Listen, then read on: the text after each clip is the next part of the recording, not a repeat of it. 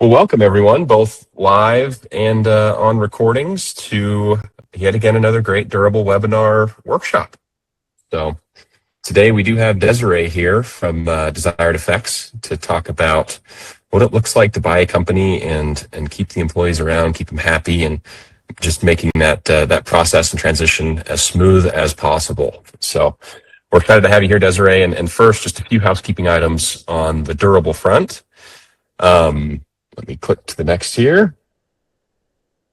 So like I said, we're doing a full expert webinar and workshop series for business owners here. So Chase, correct me if I'm wrong, but this will be on the Durable YouTube channel and can be sourced on the website as well. Yeah. Awesome. Great. We're excited to keep growing that area of rich knowledge. So Chase, do you want me to hand it over to you to talk about durable as a whole for a sec before we dive into the ETA side? Yeah, you got it. I'll be brief, and I know the audience live here, I recognize most of the names, but for the sake of the recording, durable, we are seeking to build Utah's business commons. The idea that every great city once had a common square, and our mission is how do we help the business owner journey and make that a little bit easier, help business owners succeed. And one of the best ways we know how to do that is by bringing business owners together, and by doing essentially what we're doing today, bringing experts in like Desiree to talk about a very niche but very important part of the business owner life cycle. And so the YouTube kind of library is really the archive of all of the expert webinars and workshops that we've done. That might be where most of the listeners are engaging with us now, since we only have a handful of people live today with us. But beyond that, durable, we do a lot of different things. We host a variety of private dinners throughout the year, live events, panels, fireside chats. We host facilitated peer groups, which are essentially kind of curated, vetted groups of 6 to 10 business owners who meet monthly and act as one another's boards of advisors. Those are kind of expert facilitated. There's a lot that we're doing across just camaraderie, community building, education to try to help Utah's business community punch above its weight class. So that's what Durable's all about. And the session today, I think, is one of the best examples of how it can be helpful to the average business owner. Certainly. Yeah, thank you, Chase.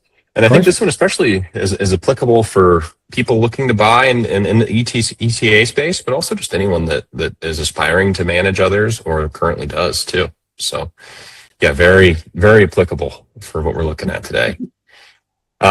So with what Chase said, he and I talked a few months ago about what we felt was a bit of a gap here in Utah, where there's so many extremely talented small business owners in Utah, and the ecosystem is great here.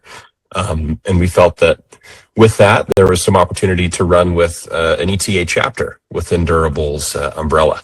So where we, as you can see here, we are able to help and work with searchers, sponsors, investors, current operators looking to expand, universities in the area, and also other service providers, and doing events like these, lunches, more fireside chat type events, etc.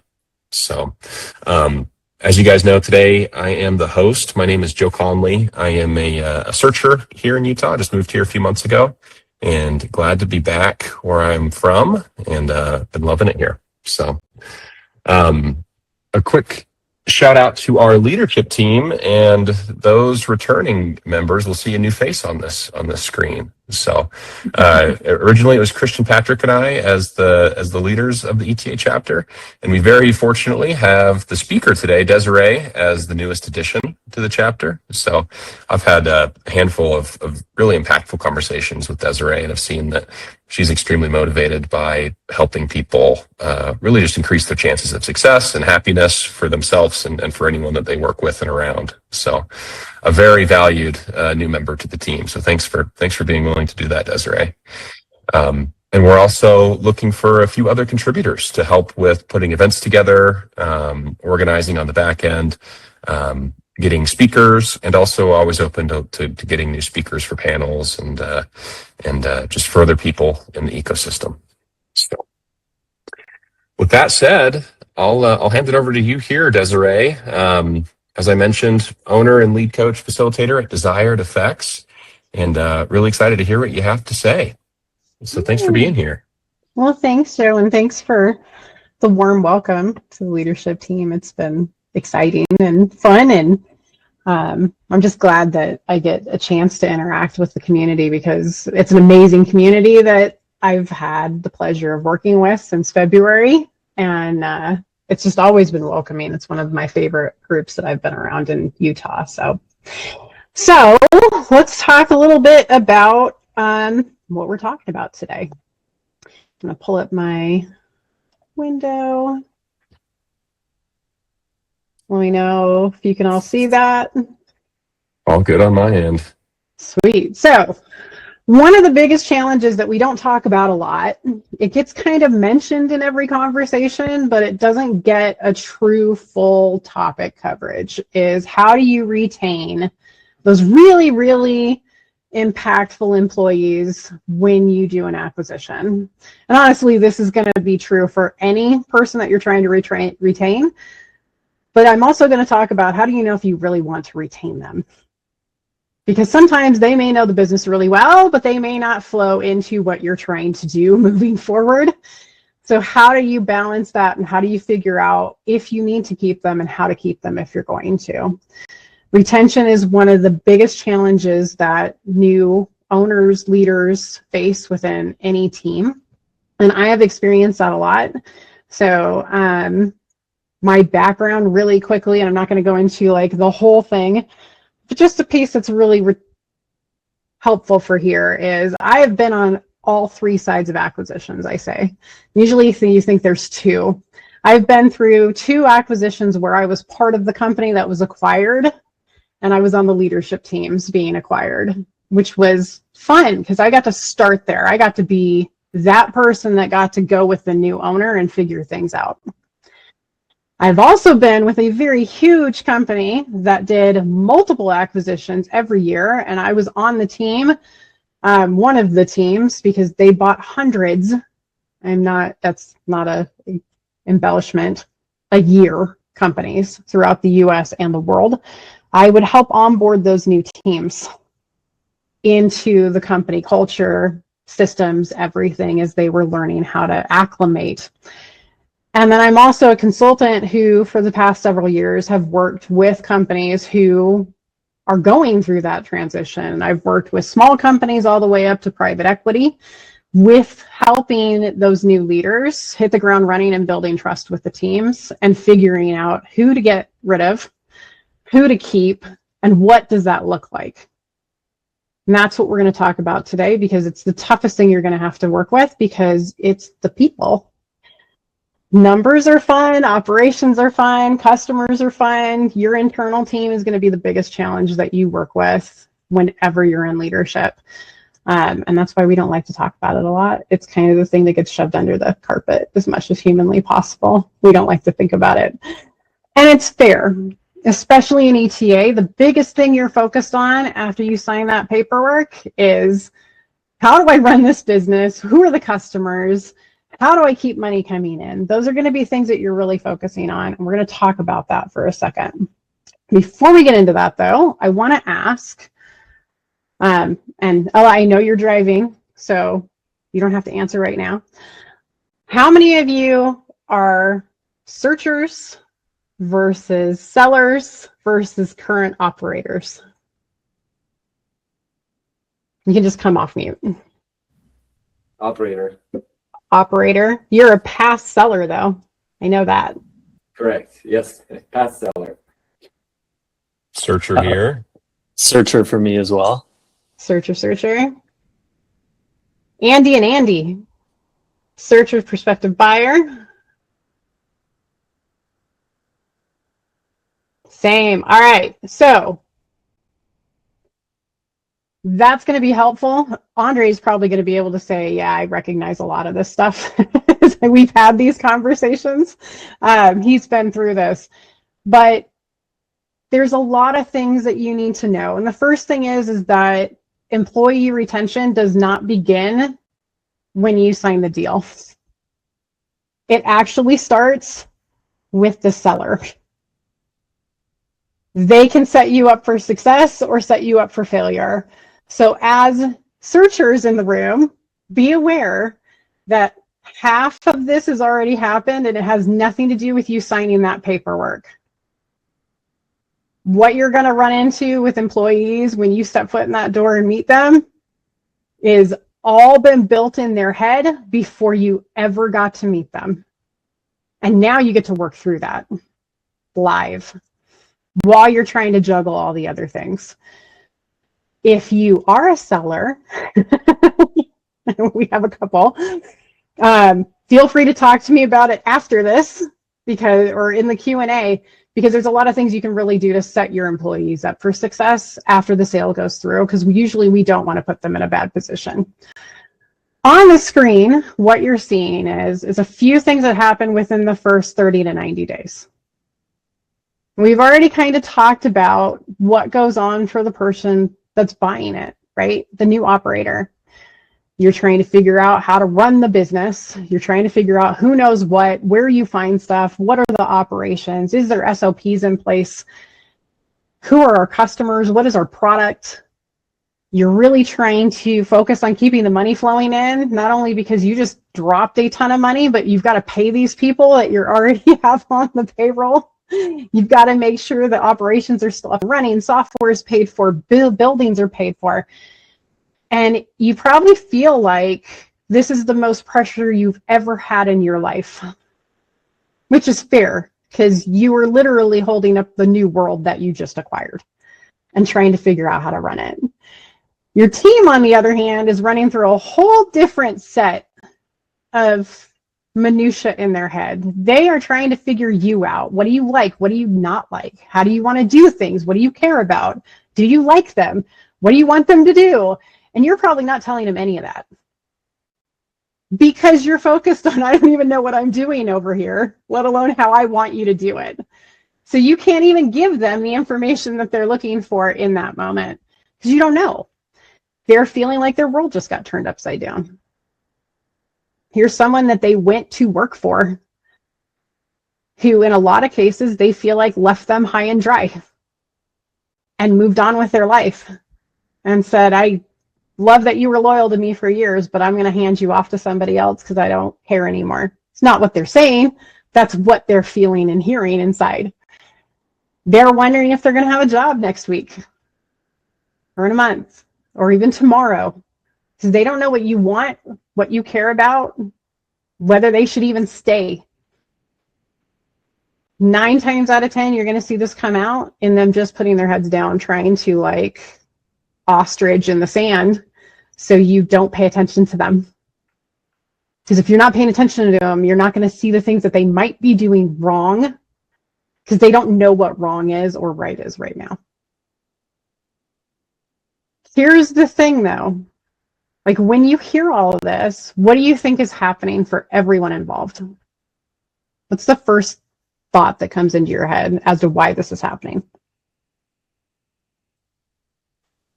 Just so much change, so much unknown.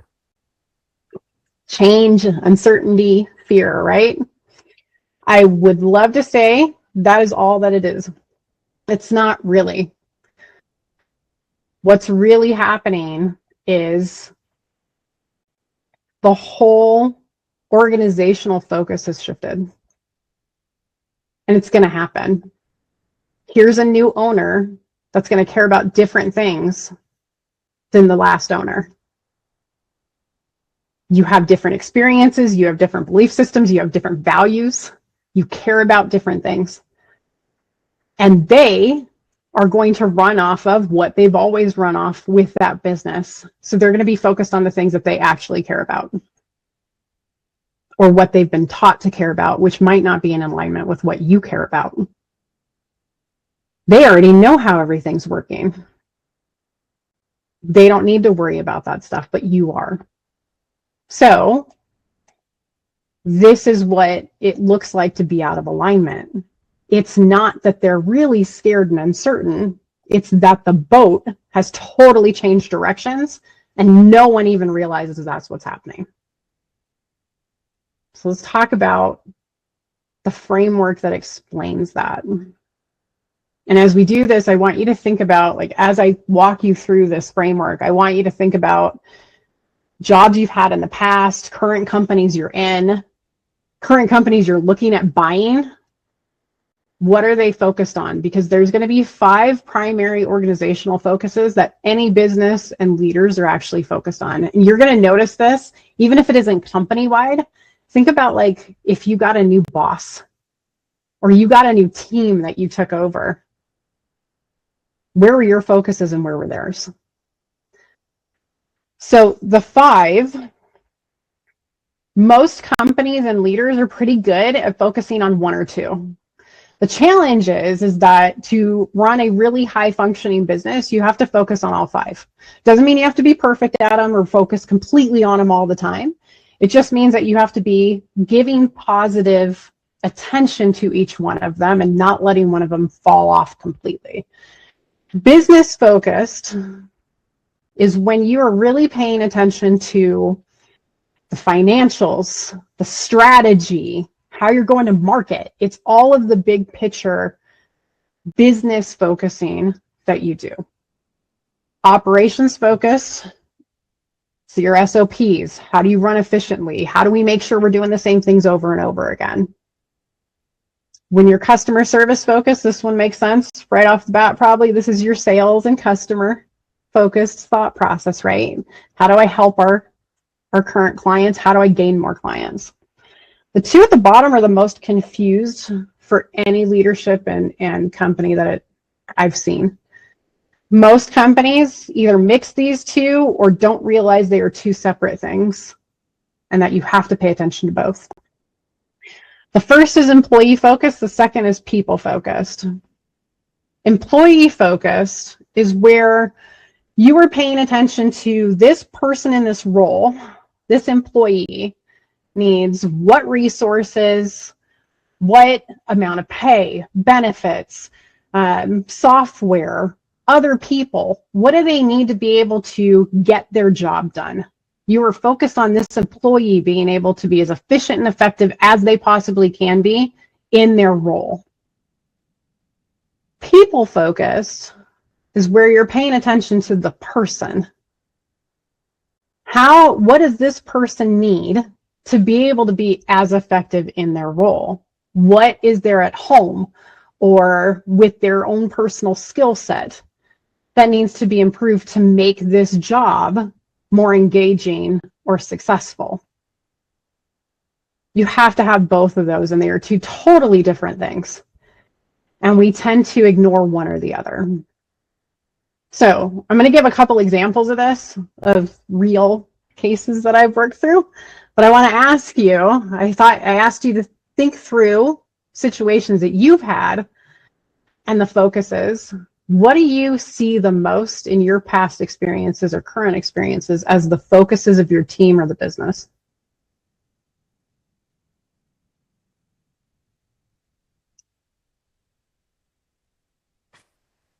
For me, what sticks out is in previous roles, large Fortune 500 companies, the operations always seem to boil up front, where not that the people were dispensable, but it certainly was not as focused on the bottom 2, like you're talking about. Yeah. And even customer service kind of lagged behind at times until it boiled over and was a necessity to address. Yep. That happens quite often, especially when it's the primary focus is operations. I can speak to, employee and people focus, where with my past business, I was very focused on people and I did it in my own style. And when I sold the company, the new owner, he at first tried to, his goal was to try and pretend he was me, but he was a very different person. And I think over time he learned that he just has to go with his own style and own values and still focus on people and focus on employees, but just do it in his own way. Because that also depends on the leader. So yeah, that's just quick thought. Yeah, and I love your example.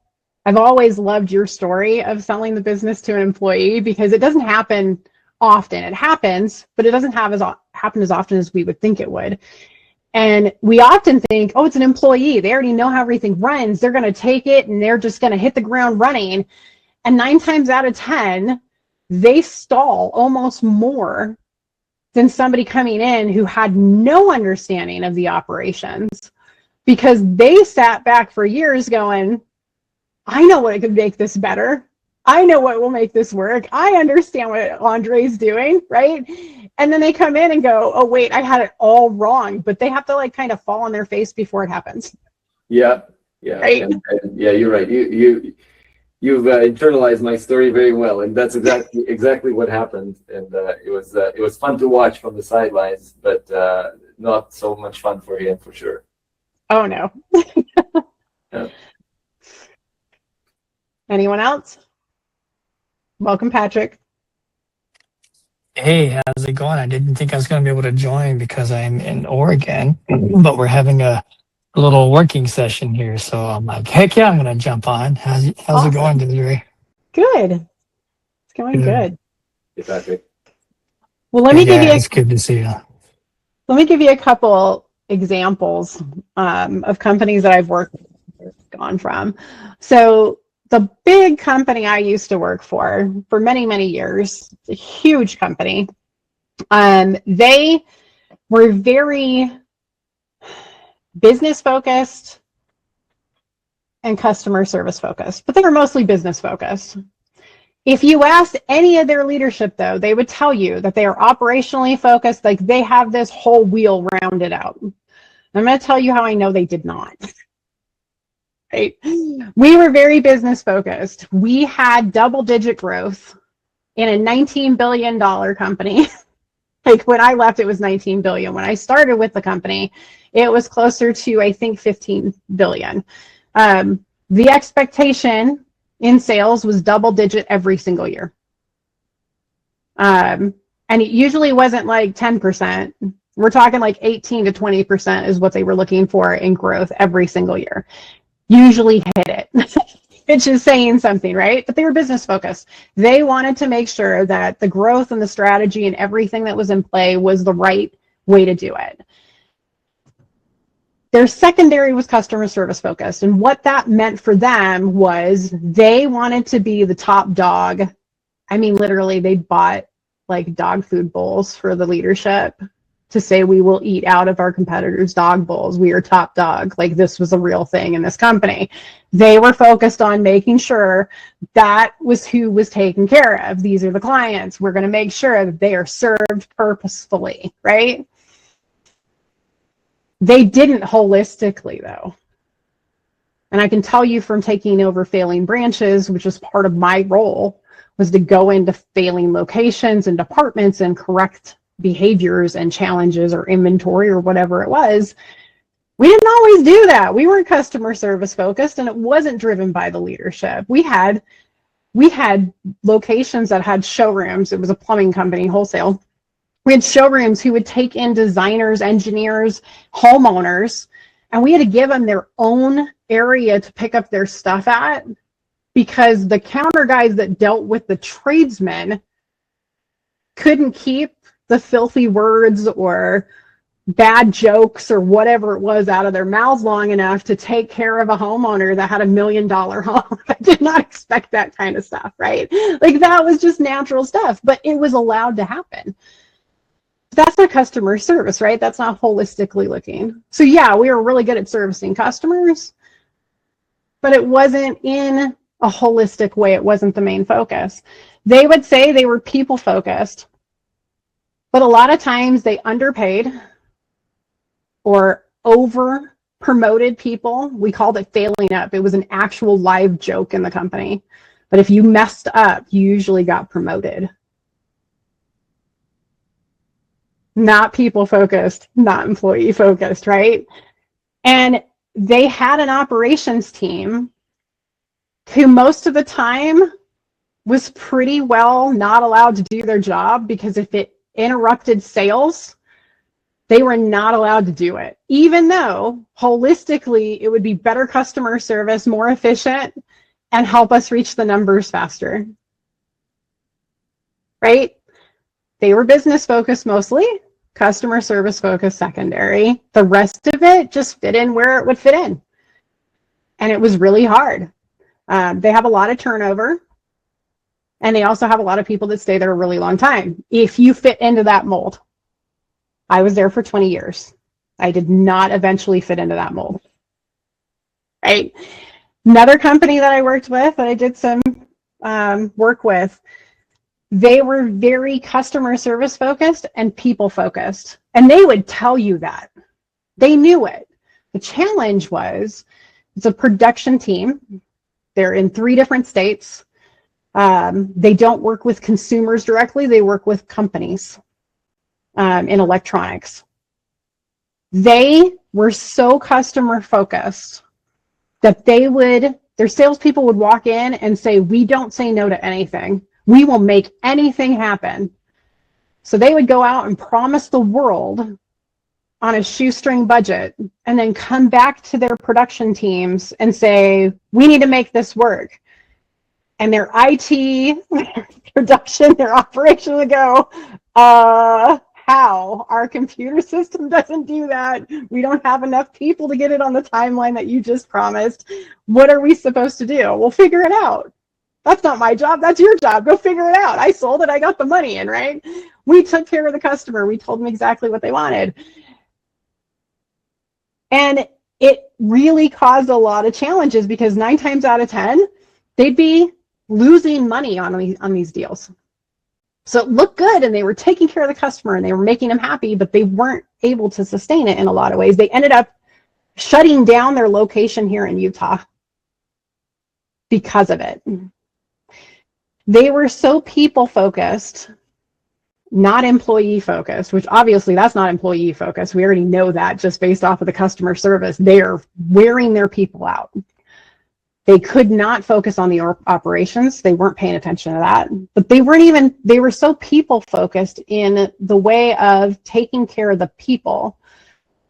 Remember, this is a production atmosphere. You need everybody there on the production line to make everything happen, or at least somebody to step in to do it.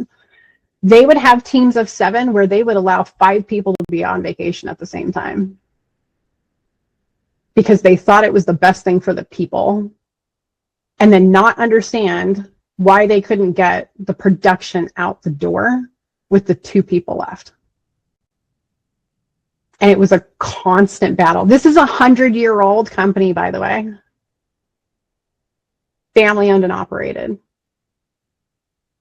These are 2 really good examples of you can still function as a business if you only have a couple of these focuses. You can, but you're going to run into a lot of challenges. Now imagine buying either of those companies, because you're all kind of smiling as I'm explaining this stuff going, you would never do that. That makes total sense why you would not do that. And you go in and try to fix it. What do you think would happen when you stop paying attention to this 100-year-old company and all of its employees who are customer service focused and people focused, and you try to shift them to the other 3?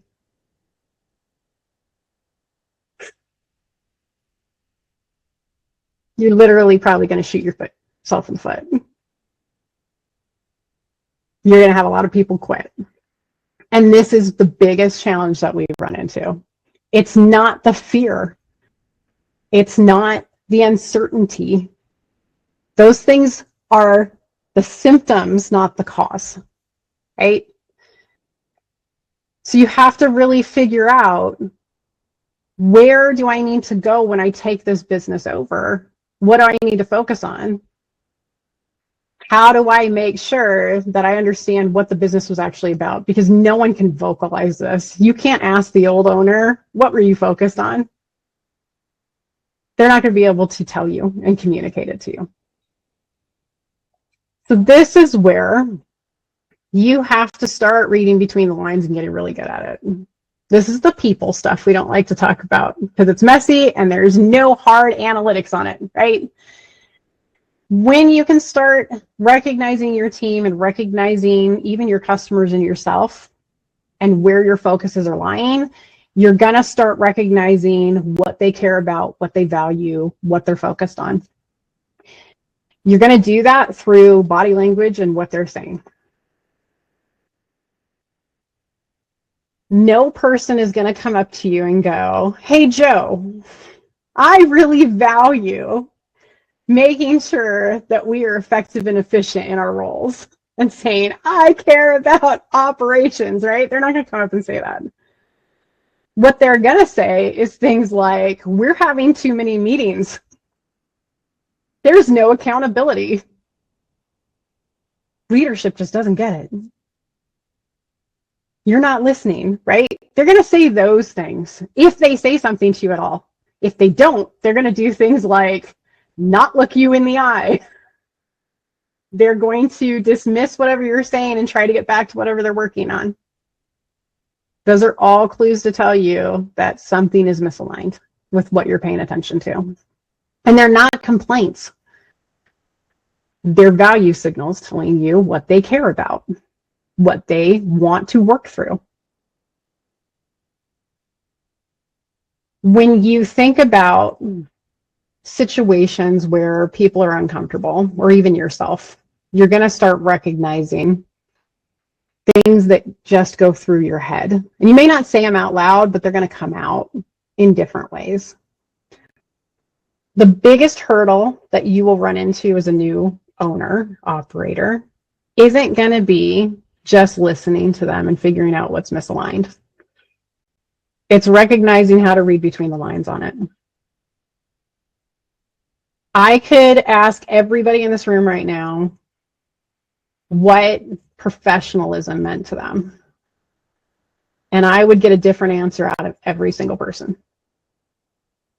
Some of you would care about how you dressed, how you spoke, whether you showed up to work on time, whether you are mindful of following through on things, right? Everybody's going to give a different description of that. So when you have people say things like, hey, there's no accountability, you got to kind of get more out of them. Because accountability can mean so many different things to that person. It could mean, hey, no one's following through, or you're not following through. You said we were going to do this, and now you're shifting gears, and I don't understand why. So they're going to say there's no accountability, or there's no fairness. I'm accountable for what I'm doing, but no one else is being held accountable. That's not fair. But they won't say it's not fair, usually. It could also mean ownership. There's no accountability. No one knows who owns anything, or no one is trying to own anything. You have to ask more questions. You have to get to the bottom of that to figure out exactly what you need to shift. Because they're not going to be good at vocalizing it. We are very bad as humans, like it's a human thing, of communicating what we actually are thinking and feeling to each other, especially when we have all of that stuff from that last, 2 slides ago of, am I getting fired in a month, a day, a week? Does this person like me? Should I be doing this? We're not going to be as open and honest as we need. We need to find that trust. And it's through the misalignment and figuring out how to arrange that. So as I was talking about this and talking about the things like the values, I want to ask you, what do you care about the most? What do you think you value the most, and how would you describe it?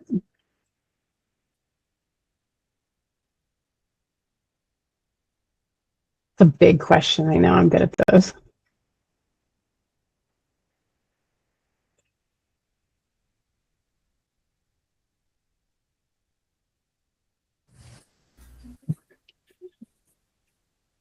Go ahead. I think as far as core values, I mean, certainly quality time spent with loved ones and ensuring, safety and comfortability for those that I love and myself. Yeah. Andre, you had something.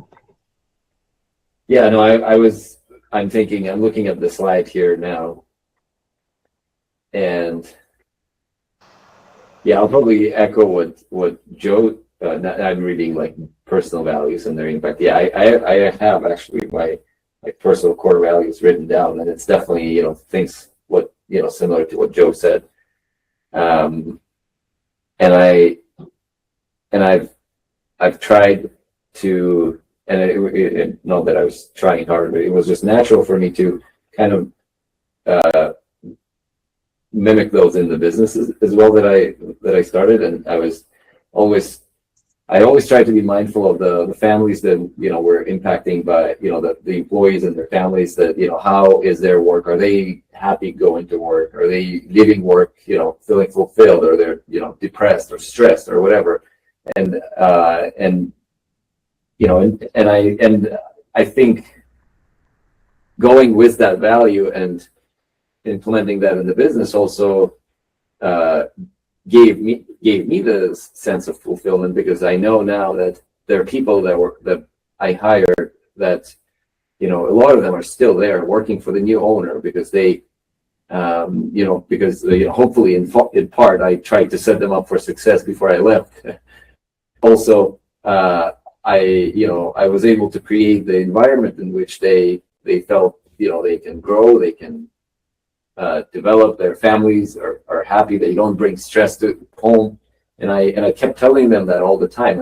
And I, you know, that's why we had a like 100% jerk free, one of the core values in the company. We would not tolerate any jerks. We would fire clients if they were jerks to our people. And I told them that was important, because I will not let anybody treat me that way, and like for money, like why would I do that? And I would not let them treat my employees that way, so that they come home and they say, oh, you know what, I was working with this client and they yelled at me, or they were being like racist or something, you know, crazy. You know, we would never allow any of that. So and I mean, yeah, people you know, still stick to the company if they, you know, if it works for them, and yeah, environment is there for them. So yeah, I think that's kind of a long answer to what Joe said. It's just like applying those personal values in the business as well. Yeah, absolutely. Andy, you mentioned building a firm that will last generations, right? As a value. I actually want you to expand on that one a little bit.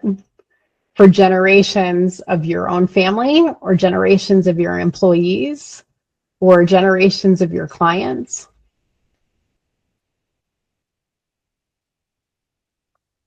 What are you building that firm towards? Employees and families. Nice. Those are things to help you understand where you want to go, right? But you also have to figure out what that means for your team. Because if you have these values that you care about, as Andre's already shared, he had those values. He passed them on. He found people that upheld those values. Yet when you passed off the business, it got a little shaky on those values, right? And those are things to kind of pay attention to as you're moving through this.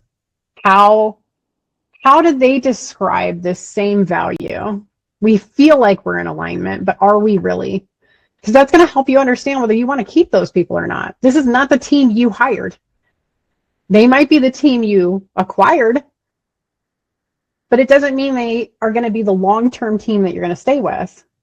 And when you can really ferret this out within the first couple of months, it's a lot easier to transition.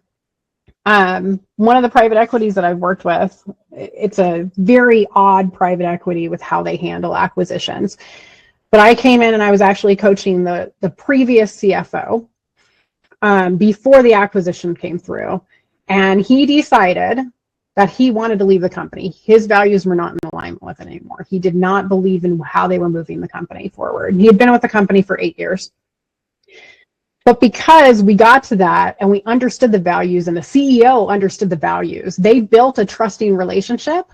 He ended up training the CFO that came in after him for 2 months.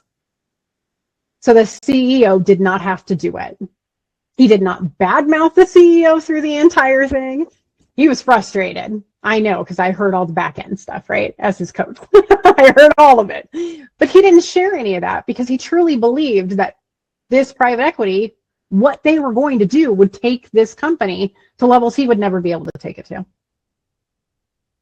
But it was because we worked through all of that that got him to that space and allowed them to transition and build the team they needed without losing that knowledge that they had. So there's there's lots of ways to do this, and I'm actually going to give it to you in a handout. We've kind of talked through it a little bit, but I want to talk about really quickly the 5 signals that you can recognize people's values or the things that they care about without asking them, because it's probably one of the most awkward things. And I invite all of you to try to feel how awkward it is by going to your partner or a family member or best friend and going, what do you value? Like, what are your values and how do you describe them? They're going to look at you like you're crazy first off, and then they're not going to be able to answer it, and you're going to be like really awkward. So here's 5 ways to check it without asking. Look at what they're defending. And that doesn't mean getting angry about. They might get angry, but what are they having strong emotional reaction to? Are they shutting down, or are they getting really like hyper? Because that means one of their values is being challenged when you're talking to them. Vice versa, look at what they're praising. If they're super excited and going, hey, I love that we're focusing on customers right now, or we're doing this thing, it's out of the blue. That's going to be something that they value. You're pressing on that value now in a positive way. How are they making decisions? If they're fast and they just want to plow through, they're not detail people. They care about getting things done, the movement, checking the boxes. They want that speed. If they are asking you your opinion every time, they care about teamwork. They care about inclusion. It's not that they don't trust their own selves. They like the co-working. Are they caring about precision? Do they push back on you and go, but why are we doing it? How are we doing it? What are all the little things that build up to this? They care about the detail stuff. And if you throw that stuff out because you're not a detail person, you're going to be out of alignment. And guess what? You need those detail people if you are not detailed. They will fill that gap for you. They will drive you insane, but they will fill that gap for you in the meantime. And then pay attention to where they're engaging. Are they engaging in one-on-ones and not in group meetings? Are they really lively with customers, but when they talk to the team, they're like, whatever, kind of like down? Those are all going to tell you values and things that they care about. And then the language patterns, pay attention to what they're saying. Those are going to be really easy wins for you, where you don't have to use a lot of mental brain power to figure out what's going on while you're still trying to figure out how to get your feet planted in the business. And there's 3 things that you can do immediately once you sign and take over. The first one is adjusting small behaviors. And that's not other people's, that's yours. Have meetings. Figure out which ones are working and which ones aren't. Make sure you're showing recognition. If somebody does something that you like, tell them right away. Don't assume they know or that it's just status quo, because they want to know they're doing the right things. And then watch your communication tone. All of us, when we get stressed out, and for those of you who have already ran a business or acquired a business, that stress is real and it's palatable right off the bat. You will come off condescending, grumpy, whatever is going on.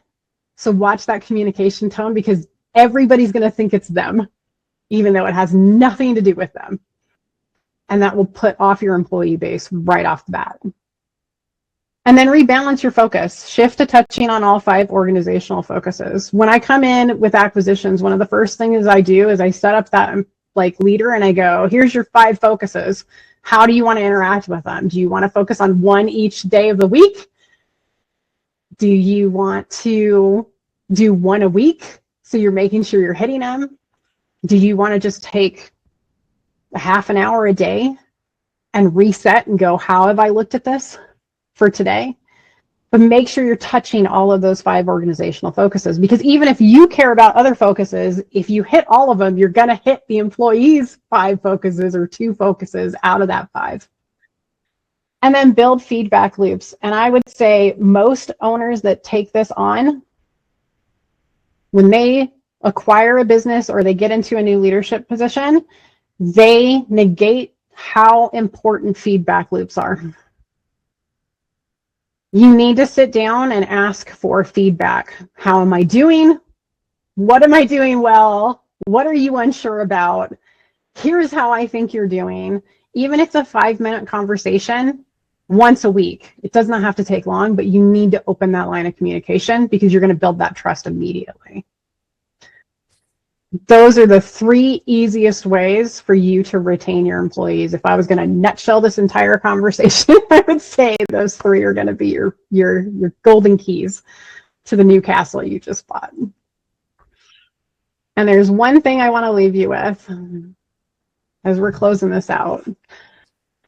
I want to ask you a question, and I want you to actually build this into your weekly check-in. And it's not just with when you acquire a business, but as a searcher, start asking yourself this question pretty regularly. Where might you be misaligning yourself with people without realizing it? Because the more you ask yourself that question, if it's with family, friends, people you work with, whoever you're interacting with, the more you're going to start recognizing the misalignment. So when you do go to acquire that business, it's going to be second nature. And as you're pulled in the stressful ways, it's going to be more default tendency. Because retention isn't something you can cross your fingers on. It really isn't. It's something you're going to design through that alignment. And the more intentional you are, the easier it's going to be when you do it. And that's all I had. So you can contact us at any time if you want any help with anything. And other than that, we're going to open it up for a couple minutes of Q&A, and then I'll pass it back over to Joe and Chase. It's funny. Oh. Yeah, go ahead, Ella. Sorry.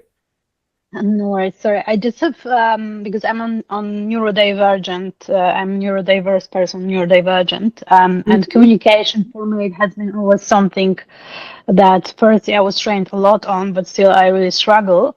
And I wonder in those smaller businesses. So I'm coming from investment banking, which is quite easy, direct way of communicating, except when you're with the client, when needs to be more polished. So I wonder, how do you kind of communicate to people that there may be times when indeed, as you mentioned, you might be a little bit of the usual spectrum needed, but that's actually something you cannot always control. Like, for example, when I was in investment banking, in theory, I could always say, like, I cannot do more than 4 hours of client meetings because the teams were big. I could find cover. It could have been handled to some extent until it couldn't. So that's something I worry about. And actually, back to the initial question, I'm prospective searcher, so I'm still like kind of on the discovery journey. Is this something I can do given all this, I would say, people skills involved and communication, I would say softness that is required? I think there's a lot of things that you can do. The thing that everybody here needs to understand is you're going to do it in your own way. Like, I can give you tools, any of us can give you advice, so we can talk about past experiences. It's about understanding which of those pieces and tools are going to best support you in any situation.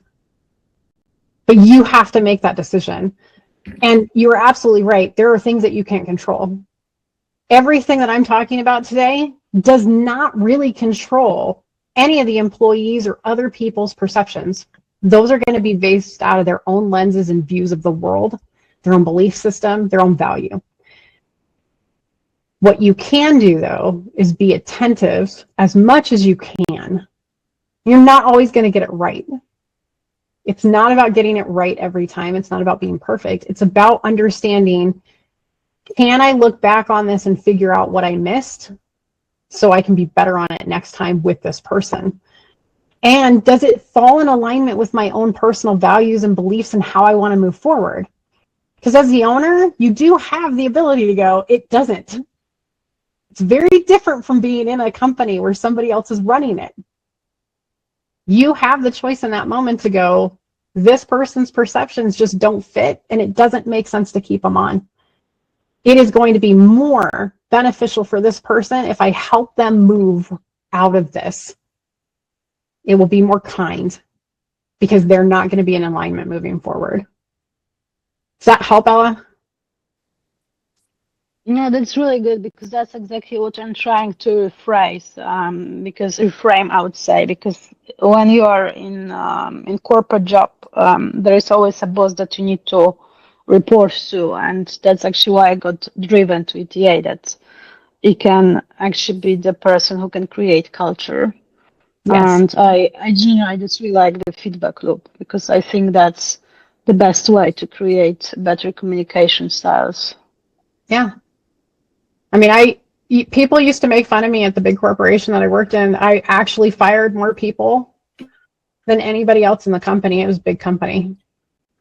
And there was lots of reasons for it. But at the end of the day, it was because I understood the person well enough to either help them move out in their own and do a different direction, or I knew they weren't going to be a fit and not be happy long term. And I wasn't going to put them through that because working for that company, you had to have a certain mentality to be able to put up with a lot of junk that wasn't necessary because of the culture. And it might have felt at the time as I was being mean, but I can't tell you how many of them came back later and thanked me for firing them, which is weird, but it is true. One guy that I fired went and said, okay, I'll start a business. And he did. He started a business. And he's running his own IT management service practice in Saskatoon. So I totally agree with you. Yeah.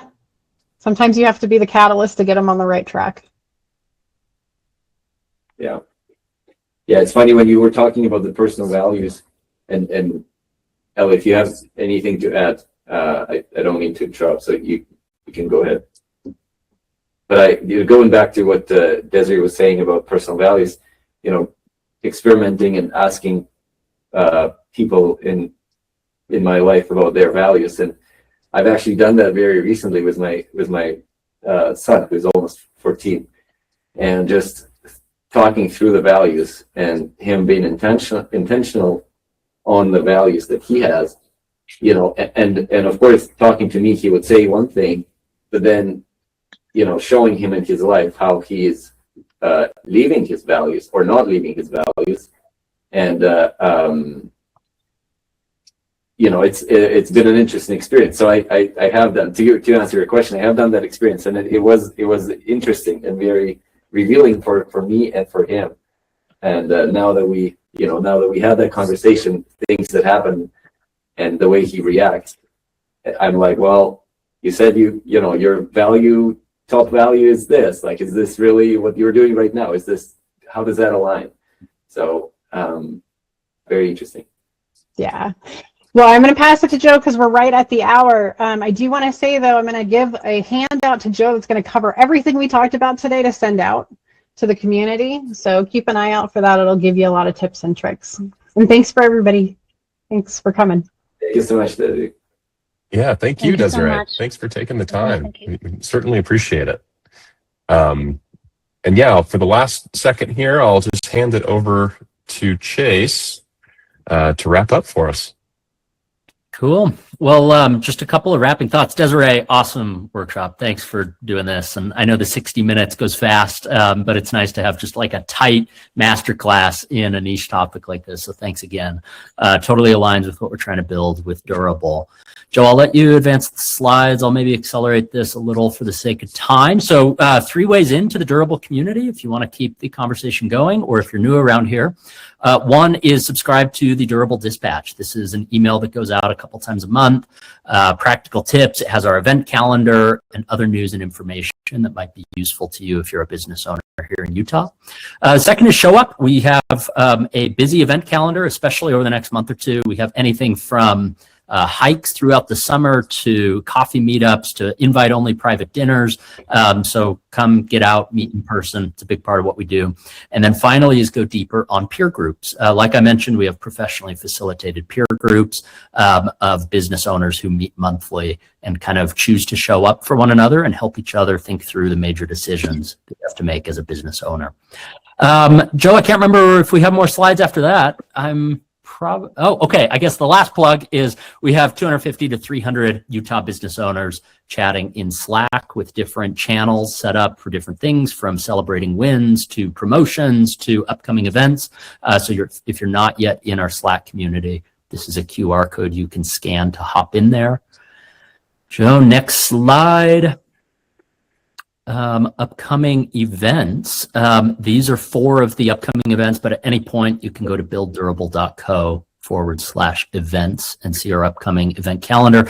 One I'll plug, actually, if you go back, we have the top lender in the United States for SBA lending is Live Oak Bank, and their most active banker here in Utah is Ryan.